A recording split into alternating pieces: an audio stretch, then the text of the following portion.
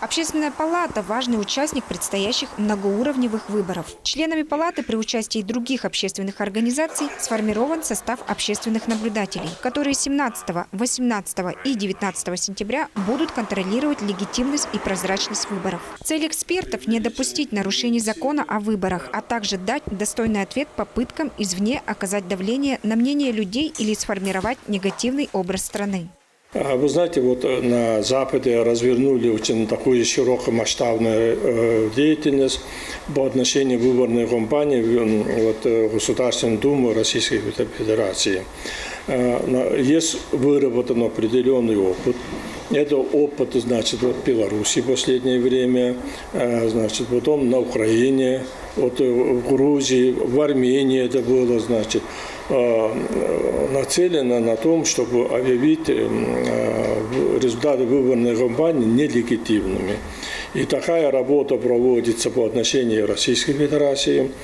Шаблоны информационного воздействия зарубежных организаторов практически не изменены. В России от подобной подрывной активности наших партнеров сейчас создана эффективная система защиты, отмечают в Общественной палате. Только в республике контроль за законностью на выборах будут осуществлять более 1000 наблюдателей, а ход голосования будет фиксироваться круглосуточно на видеокамеры. Даже приняли решение изменить место общественного наблюдения, там, где будут мониторы установлены. Это Центр тувинской культуры.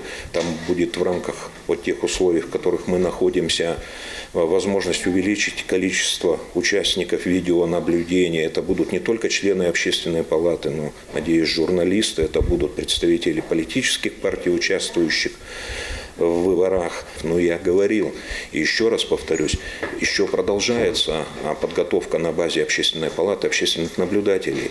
Мы приглашаем всех активных людей, которые готовы выработать собственное мнение о выборах путем личного участия к нам. Мы еще готовы обучить и направить на избирательный участок. В подтверждение намерений между Общественной палатой и представителями региональных отделений партий, участвующих в выборах в Государственную Думу, подписаны соглашения о честной борьбе. Алдын Кызбоян, Мадыр Сандан, Чайхан Донга, Кангыроржак, Тува, 24.